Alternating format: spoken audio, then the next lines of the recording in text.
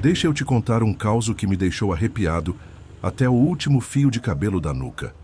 Foi na capital do Rio de Janeiro, mais precisamente ali na Lapa, onde o samba e os encontros se misturam nas esquinas e as histórias parecem sair das pedras portuguesas do chão.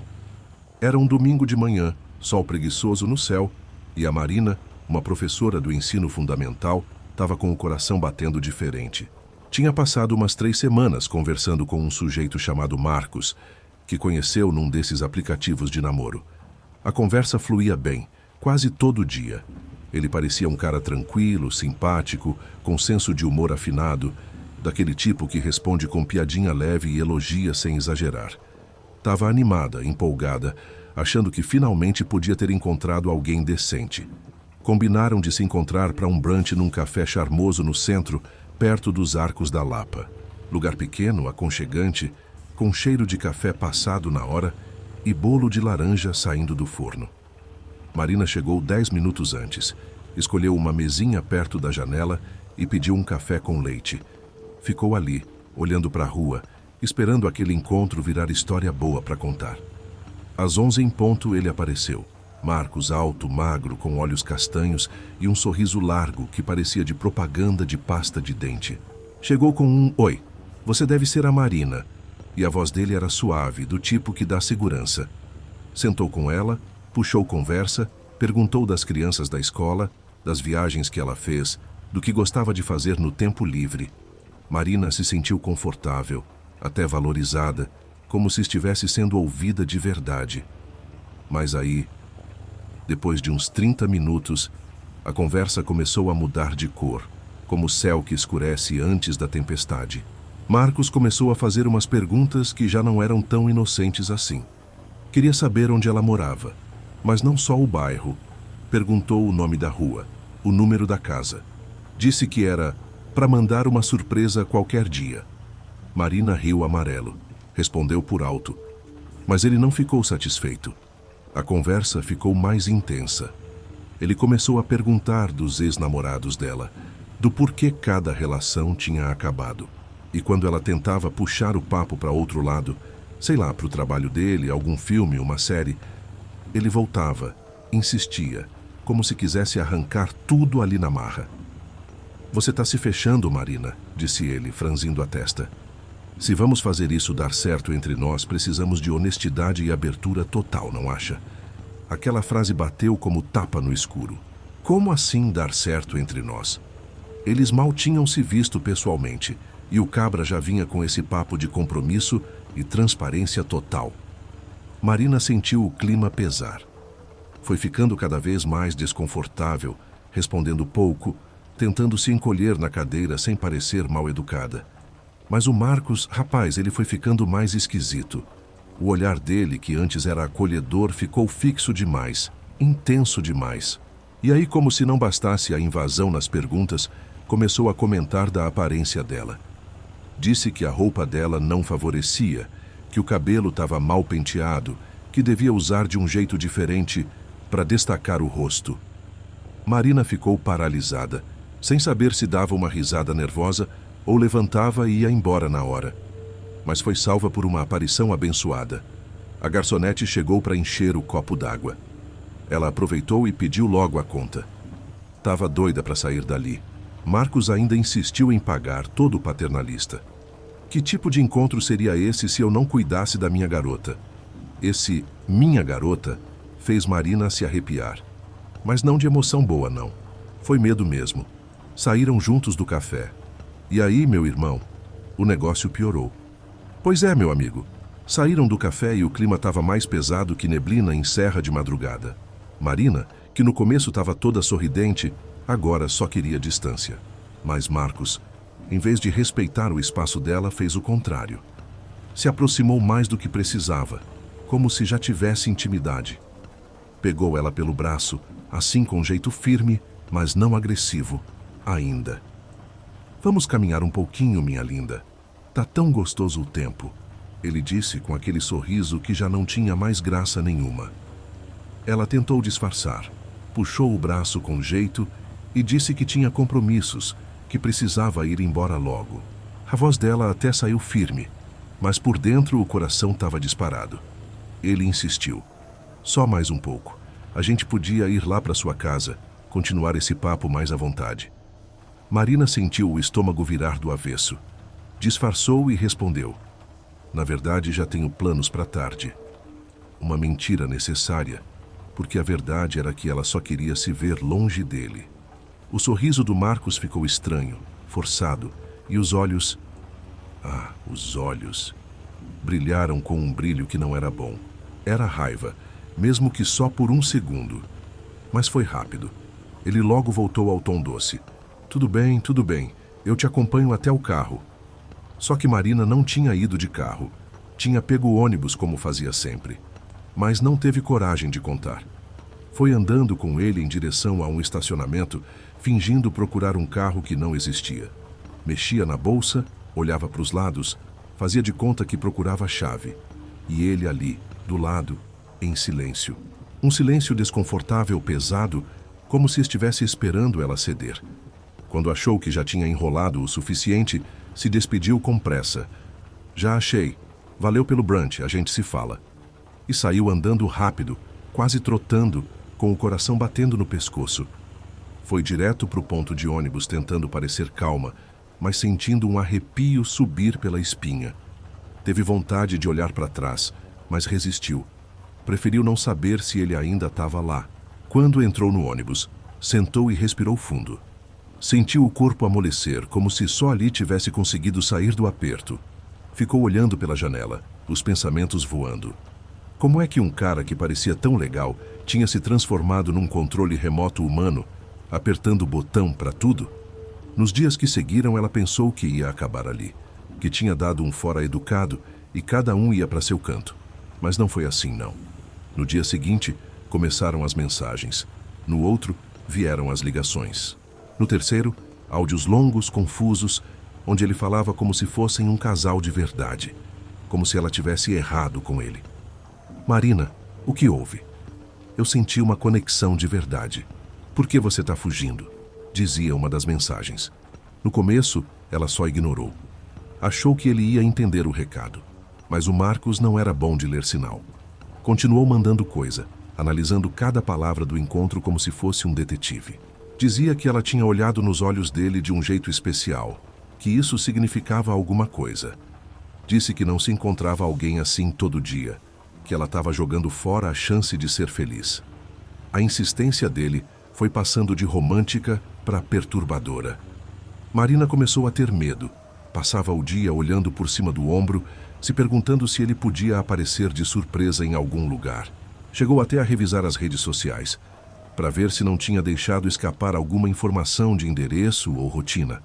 O coração dela vivia em alerta, até que um dia ela resolveu ser direta. Pegou o celular, respirou fundo e escreveu uma mensagem simples e firme. Oi, Marcos. Agradeço pelo nosso encontro, mas percebi que não somos compatíveis. Desejo que você encontre alguém legal, tudo de bom. Achou que com isso ia resolver, que ele ia aceitar, seguir em frente. Mas a resposta dele veio como uma chuva grossa em dia de mudança, cheia de raiva. Marcos mandou uma sequência de mensagens ofensivas, chamando ela de falsa, de fria, dizendo que ela tinha brincado com os sentimentos dele, e terminou com um: você vai se arrepender de me tratar assim. Foi ali que Marina viu que tinha feito a escolha certa. Sem pensar duas vezes, bloqueou o número dele. Depois disso, apagou o perfil do aplicativo de namoro. Precisava de um tempo longe de tudo. Não queria correr o risco de topar com outro Marcos por aí. A verdade é que o que era para ser só um encontro para ver se rolava alguma química, virou uma história que ela jamais queria repetir. Um domingo de sol que começou com café e expectativa e terminou com medo e aperto no peito. Pois é, meu amigo, você vê como a vida tem dessas peças. A Marina, mulher trabalhadora, professora, cheia de sonhos simples e vontade de encontrar alguém para dividir um café num domingo, acabou se vendo enredada num tipo de encrenca que não se espera nem do pior desconhecido. Depois que ela bloqueou o número do Marcos e saiu do aplicativo, achou que tinha conseguido botar um ponto final naquela situação. Mas, rapaz, tem coisa que a gente tenta enterrar, e ela insiste em querer sair da cova. Nos primeiros dias, foi aquele alívio. Ela voltou à rotina na escola, tentando sorrir para os alunos, concentrar nos planejamentos de aula, fingir que nada tinha acontecido. Mas o corpo da gente sente. Marina estava alerta o tempo todo. Tinha pesadelos, sonhava com o olhar fixo de Marcos, com aquelas palavras ditas baixinho perto do ouvido, como ameaça disfarçada de charme. Ela começou a tomar caminhos diferentes para chegar no ponto de ônibus. Mudava o lado da calçada, evitava passar pelos mesmos lugares, sempre com a sensação de que alguém podia estar observando. Nunca viu nada de concreto, mas o medo era constante, como se fosse uma nuvem escura pairando sobre os ombros. A coisa começou a passar dos limites quando, num dia qualquer, ela viu um perfil novo nas redes sociais com um nome diferente, mas com uma foto familiar demais. Era ele. Tinha criado outro nome, mas usava uma das fotos antigas que tinha mandado para ela. O perfil tinha poucos seguidores e, entre eles, lá estava o nome dela. Aquilo gelou o sangue de Marina. Deu print, bloqueou de novo, mas o coração já estava disparado. Como que ele achou o perfil dela? Tinha certeza de que não tinha passado nenhuma informação pessoal, mas bastou um descuido, uma curtida em postagem pública e pronto. O sujeito parecia ter farejado o rastro. Na semana seguinte, quando saía do trabalho, teve a sensação de que um carro a seguiu por algumas quadras. Não viu o rosto, não teve certeza, mas o instinto gritou. Chegou em casa tremendo, trancou as portas, conferiu janelas e chorou baixinho, encostada na parede da sala. Não era mais só incômodo, era medo de verdade. Medo de estar sendo vigiada. Medo de o cara perder o pouco de razão que tinha. Pensou em ir na delegacia, registrar ocorrência, mas aí bateu a dúvida cruel. O que ela ia dizer? Que um homem com quem teve um único encontro estava possivelmente criando perfis falsos e seguindo ela. Que talvez estivesse à espreita na saída da escola. Sem provas, ia parecer exagero, paranoia. E o pior, podia não dar em nada. Marina se sentiu impotente, presa num beco sem saída. Foi nesse ponto que ela se fechou completamente. Parou de sair de casa sem necessidade. Evitava convites de amigas. Desligou notificações do celular. Apagou aplicativos. Se escondeu do mundo. O que era uma tentativa de encontrar carinho virou uma clausura, uma prisão feita de medo. Ela se lembrava bem de como tudo tinha começado. Um bate-papo leve, boas risadas, elogios sinceros. A esperança de um novo começo. Mas o que veio depois, parceiro, foi o outro lado da moeda. A face oculta de alguém que sabe manipular, que sabe dizer o que quer ser ouvido, até prender a atenção. Depois, mostra os dentes. Teve uma noite em que acordou no meio da madrugada com barulho do portão batendo. Um som seco, metálico. Ficou imóvel na cama, os olhos arregalados no escuro, ouvindo cada estalo da casa. Podia ter sido só o vento, ou não. Ela não teve coragem de levantar para conferir. Ficou ali em silêncio, rezando baixo para tudo ser só fruto da imaginação. No dia seguinte, chamou um chaveiro, reforçou trancas, colocou o cadeado novo, mudou até a posição dos móveis da sala para ter visão melhor da entrada. Era como se precisasse se proteger até das sombras. E no fundo, ela sabia. Não era maluquice, era instinto. Porque quem já viu o olhar de alguém que tenta te possuir como se fosse um objeto, não esquece. Quem já sentiu a pressão de um controle disfarçado de carinho, reconhece o perigo quando ele sorri. Marina ainda recebia mensagens de números diferentes, algumas amistosas, outras agressivas. Numa delas ele escreveu: "Você não sabe o que perdeu. Eu só queria cuidar de você." E isso foi o pior. A ideia de cuidar vinda de alguém que tratava afeto como propriedade, que usava palavras doces para cercar, sufocar, dominar. Ela começou a escrever tudo o que lembrava. Montou um dossiê, guardou prints, datas, detalhes. Se sentiu paranoica, sim, mas preferiu pecar pelo excesso do que pela falta. Ainda não sabia o que Marcos era capaz de fazer, mas tinha certeza de uma coisa: não ia ser pega de surpresa. A essa altura, Marina não era mais a mesma. Tinha mudado. O brilho leve dos olhos deu lugar a uma atenção constante, quase animal. Estava pronta para se defender, mas também cansada. muito cansada. Tudo isso por conta de um único encontro. Uma hora num café virou semanas de tensão. Uma conversa educada virou um jogo de manipulação. E o pior é que ninguém via. Para os outros era só uma professora andando mais apressada na rua. Mas por dentro, ela já tinha enfrentado um vendaval. Chegou num ponto, meu amigo, em que Marina sabia que não dava mais para viver daquele jeito. O medo virou rotina. O silêncio do celular, que antes era alívio, agora era alerta. Cada notificação que tocava fazia o coração dela pular no peito. Já não era mais só o Marcos, era tudo que ele representava. Era a lembrança do olhar fixo, do toque no braço, da voz baixa dizendo que ia cuidar dela.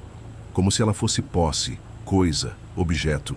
Foi numa manhã de segunda-feira, enquanto corrigia umas provas das crianças, que a gota d'água transbordou. Recebeu um e-mail.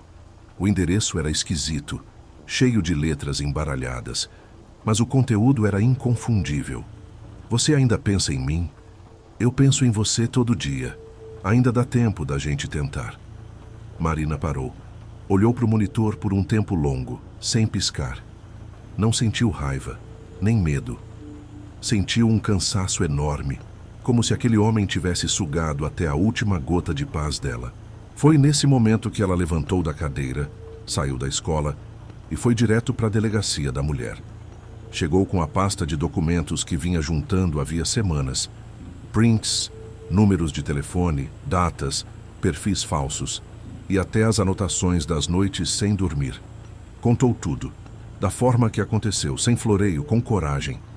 A delegada escutou com atenção, orientou Marina, acolheu. Ali, pela primeira vez desde o encontro, ela sentiu que não estava sozinha. Deram andamento no processo.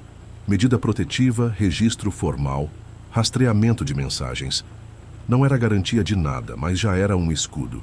E escudo, em tempos de guerra invisível, vale ouro. Depois disso, a vida dela foi voltando devagar para o lugar. Começou a sair mais, a encontrar amigas, a sorrir de verdade. Ainda ficava atenta, claro. Aquilo ia ficar com ela para sempre. Mas agora tinha ferramenta, tinha ação e, acima de tudo, tinha voz. Nunca mais ouviu falar do Marcos. Talvez tenha entendido que Marina não era frágil como pensava. Talvez tenha ido atrás de outro alvo. Triste pensar assim, mas a realidade é dura. Tem gente que camufla a intenção, que veste a pele da boa pessoa só para se aproximar. E quando vê que não vai conseguir o controle, vira fera. Marina seguiu em frente. Não voltou para os aplicativos de namoro, pelo menos por um bom tempo. Mas também não se fechou para o mundo. Aprendeu no caminho dolorido que escutar o próprio instinto não é exagero, é sabedoria.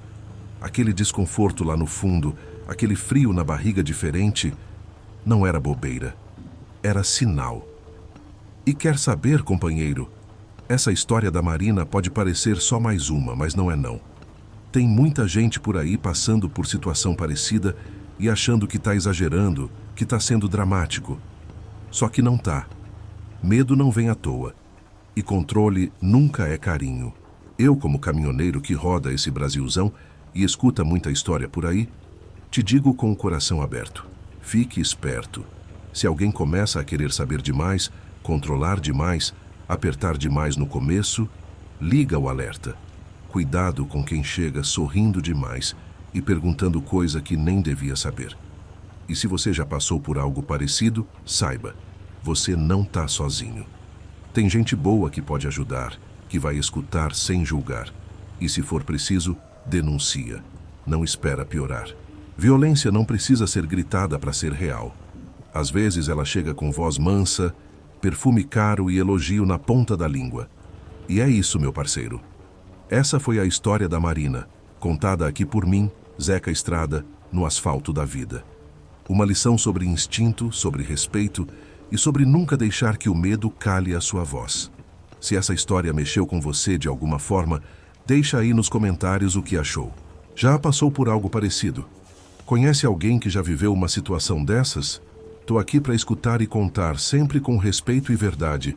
E se quiser ouvir mais causos de arrepiar, já te convido para conferir o último vídeo aqui do canal, que também não é para qualquer um não. O que voltou do mato em Roraima. Uma história que parece lenda, mas é mais real do que muita gente imagina. Segue o canal, ativa o sino e vambora que estrada é o que não falta.